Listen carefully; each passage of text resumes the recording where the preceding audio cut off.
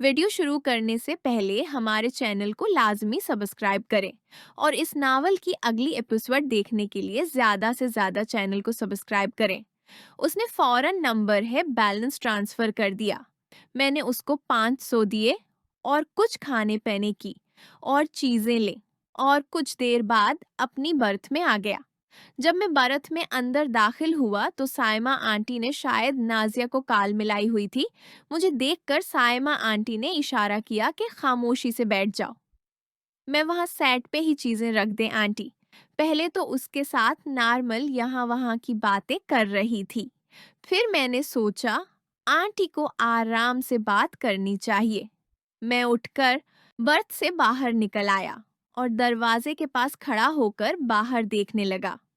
ठंडी ठंडी हवा लग रही थी। मैं वहां ही दरवाजे में बैठ गया। मुझे वहां बैठे बैठे पता ही नहीं चला काफी टाइम हो गया था। मैंने मोबाइल है टाइम देखा तो मुझे वहां बैठे बैठे तकरीबन 1 घंटा गुजर चुका था। मैं वहां से उठा और अपनी बर्थ की तरफ चला गया। जब बर्थ के पास पहुंचा तो देखा आंटी फोन है बात कर रही थी। मैं ये देखकर हैरान भी हुआ। मैंने बर्थ की बजाय वहां से सीधा बाथरूम में चला गया और फिर बाथरूम से फारिग होकर बाहर निकला तो बाथरूम के दरवाजे पे एक बड़ी ही प्यारी सी कोई लगभग 23 या 24 साल की लड़की खड़ी बाथरूम खाली होने का इंतजार कर रही थी।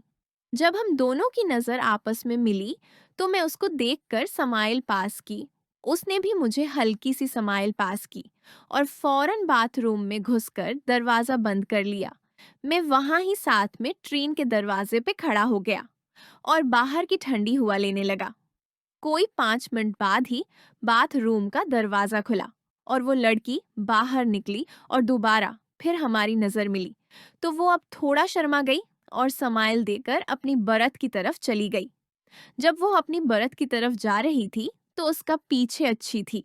यकदम वो लड़की अपनी बुरत के पास पहुंचकर मेरी तरफ देखा तो मैं डर या उसने शायद मुझे अपने आप को घूरते हुए देख लिया था। उसने मुझे मसनूई सा गुस्सा दिखाया और फिर हल्की सी समाइल देकर और शर्मा कर अपनी बर्थ में चली गई।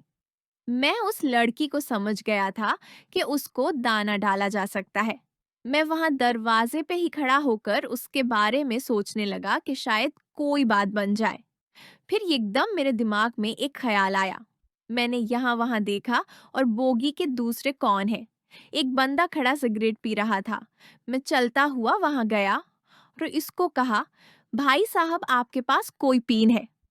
तो उसने अपनी फ्रंट जेब में लगी पेन मुझे दी। मैंने उसको अपनी जेब में रखी जो टक्कट थी। उसको फाड़ कर उसे अपना नंबर लिखा और पेन वापस इस बंदे को देकर दोबारा उसी दरवाजे के पास आकर खड़ा हो गया और इंतजार करने लगा। शायद वो लड़की दोबारा आए तो कोई दाना डालूंगा। और फिर मेरा शक ठीक साबित हुआ। कोई 15 मिनट बाद दोबारा वो अपनी बरत से बाहर निकली और दोबारा बाथरूम की तरफ आने लगी। जब वह रास्ते में आ रही थी तो मुझे देखकर मुस्कुरा रही थी। मैंने दूसरे बंदे की नजर से बचकर जल्दी से वह नंबर वाला कागज बाथरूम के बालकुल सामने बनी हुई खिड़की में फंसा दिया और इस लड़की को इशारे से समझा दिया और दोबारा दरवाजे से बाहर देखने लगा। जब वो लड़की बाथरूम में चली गई मैं फौरन वहां से चलता हुआ अपनी बर्थ में आ गया और आकर अपनी सीट पे बैठ गया। जब मैं सीट पे आकर बैठा तो देखा इस टाइम साइमा आंटी अपना मोबाइल अपने बैग में रख रही थी। लगता था अभी शायद कॉल बंद हुई है। फिर मैंने आंटी साइमा की तरफ देखा तो उनके चेहरे है एक इत्मीनान था। मैंने आंटी से पूछा, आंटी क्या हुआ, कुछ मुझे भी बताओ। नाजिया ने क्या कहा है? आंटी ने एक लंबी सी सांस ली और मुझे कहा कि काश ही बेफिक्र हो जाओ, अब कोई खतरे की बात नहीं है। मैंने नाजिया से पूरी बात कर ली है और उसको मुकम्मल आतमाद में ले लिया है और वो अब अपनी उम्मी से किसी भी किस्म की बात नहीं करेगी।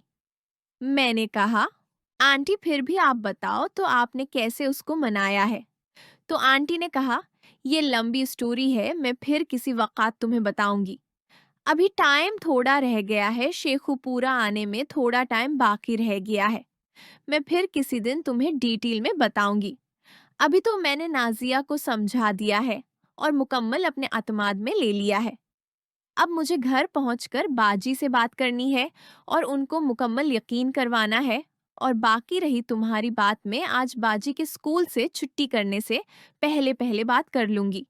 लेकिन तुमने बाजी के साथ फिलहाल न ही फोन पे कोई भी राबता नहीं करना है, और ना ही जब वो रावलपिंडी में होंगी। तो जब बाजी तुम्हें खुद रावलपिंडी में सेट होकर हालात सेट हो जाएंगे, तो वो खुद तुमसे राबता करेंगी।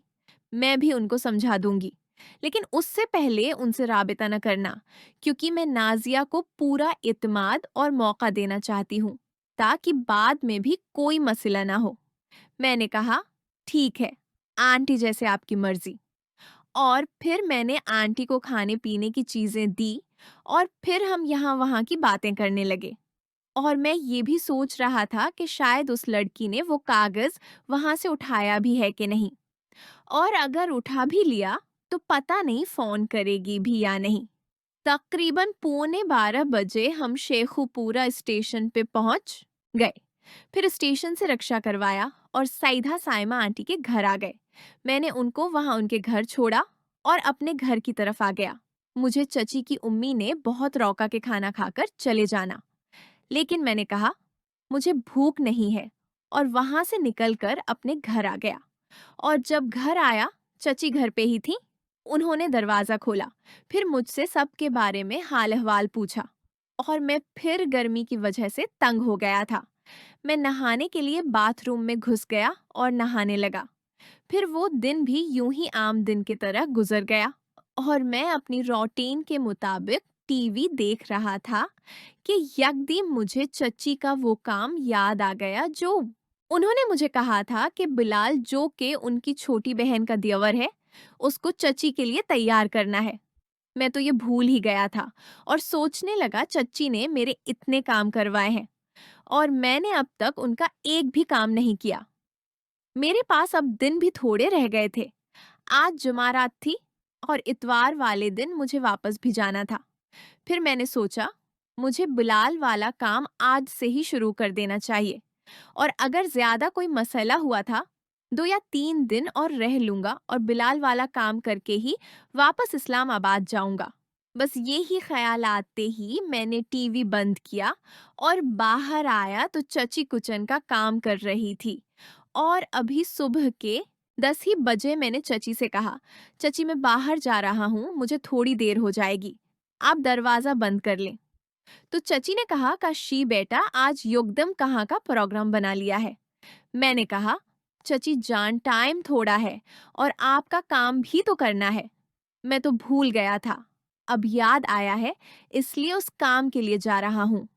मेरी बात सुनकर चची के चेहरे पे एक रौनक सी आ गई। फिर वहां से निकला, रक्षा करवाया और सैयदा चची की उम्मी के मोहल्ले में आ गया, जहाँ पे बिलाल की दुकान थी। जब मैं बिलाल की दुकान है पहुंचा तो मुझे देखा कर हैरान हो गया और दुकान से बाहर आकर मुझे गले लगाकर मिला और बोला, वाह का शे यार, आज चन की थो निकल आया है। मैंने कहा, नहीं यार, ऐसी बात नहीं है। और फिर हम दोनों गिप लगाते हुए अंदर दुकान में आकर बैठ गए। बिलाल ने अपनी दुकान से ही ठंडी पीप्सी की बोतल खोलकर मुझे पेश की, जो मैं गर्मी होने की वजह से बना देर किए पी गया। बिलाल मुझसे पूछने लगा, यार काशी, तुम इतने दिन से यहाँ आए हुए हो, मेरी तरफ आने का आज टाइम मिला है। मैंने कहा, नहीं यार, ऐसी बात नहीं है, मैं जरा घर के कामों में मसरूफ था, इसलिए टाइम नहीं मिल सका। मैंने कहा, तुम सुनाओ, काम दहंद कैसा चल रहा है और घर में सब कैसे है। तो कहने लगा, घर में सब ठीक है, काम भी अच्छा चल रहा है, दाल रोटी निकल आती है। फिर हम यूं ही यहाँ वहां की बातें करने लगे। बातों ही बातों मैंने उससे पूछा, यार शादी कब कर रहा है, अब तो तुम ही घर में अकेले रह गए हो।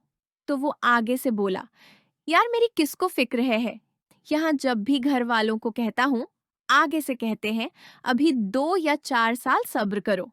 यार का शी, खुद ही बता बंदा कितना इंतजार करे। अब तो दुकान को चलाता हूँ, पूरा पूरा खर्चा घर में देता हूँ, लेकिन फिर भी मेरे लिए कोई अभी राजी नहीं होता। बंदा अब क्या करे, कैसे घर वालों को कहे कि अब अकेला गुजारा नहीं होता है। मैंने बिलाल की कमर पे हाथ रख कर कहा, यार हौसला रख, हो जाएगा। फिर मैंने वैसे ही गोल मोल करके कहा, यार शादी नहीं हुई तो तुम कौन सा वैसे ही बैठे होगे, किसी ना किसी के साथ तो अपना चक्र लगाया ही होगा। वो मेरी बात सुनकर हंसने लगा और बोला, कशियार ये शहर नहीं है कि यहाँ इतना आसानी से बंदा चक्र चला लेता है। यहाँ पे एक गली मोहल्ले में हर बंदे की दूसरे बंदे पे नजर होती है। मैंने कहा, यार अब ऐसी भी बात नहीं है कि तेरे जैसा बंदा चुप करके बैठा हो और कुछ भी ना किया हो। बिलाल मेरी तरफ देखने लगा, फिर उठकर दुकान के दोनों तरफ देखा, फिर कुर्सी पे बैठ गया और बोला, यार ऐसी बात नहीं है का। शियार एक आधा बंदा तो रखना ही पड़ता है, लेकिन यार उसका भी डर ही लगा रहता है। मोहल्लेदारी है और सब लोग यह जानते हैं, इसलिए आज तक उससे ज्यादा मजा नहीं मिल पाया। मैंने कहा, यार हाँ, ये तो है, लेकिन चलो, ये तो है कि तेरा हफ्ते में एक दफा पानी तो निकलवा ही देती होगी। तो बिलाल ने कहा, हाँ यार, एक दफा तो हो ही जाता है, लेकिन कभी नहीं भी होता। वो भी डरती रहती है और मुझे भी डर ही लगा रहता है। मैंने कहा, यार बुलाल, वो खुश नसीब कौन है जिसका तेरे साथ चक्कर है, कोई अपनी रिश्तेदार है या बाहर गली मोहल्ले की है। तो बिलाल ने कहा, काशी यार अपनी कोई रिश्तेदार होती तो क्या ही बात थी। रिश्तेदार से तो बंदे को डर नहीं होता है, बंदा अपने रिश्तेदारों के घर तो आता जाता रहता है, उसलिए ज्यादा नहीं बनता। ये वाली तो गली की है, शादीशुदा है, उसकी 2 ही बेटियां हैं, मियाँ उसका फौत हो चुका है। मेरी दुकान से सौदा सल्फ लेनी आती जाती रहती है। बस ऐसे ही उसके साथ बात सेट हो गई थी और फिर आहिस्ता आहिस्ता उसको लाइन पे ले आया था। अब कभी कभी मौका मिलता है तो अपना मजा ले लेता हूँ, लेकिन यार हर वक़्त दिल में डर ही लगा रहता है कि किसी न किसी को पता चल गया तो बड़ी ही बदनामी होगी। मैंने कहा, यार ये बात तो है, लेकिन फिर तो किसी रिश्तेदारों में ही क्यों नहीं, किसी से चुकर चला लेता। तुम तो यहाँ ही रहते हो, थोड़ी सी हिम्मत करो, आगे पीछे देखो।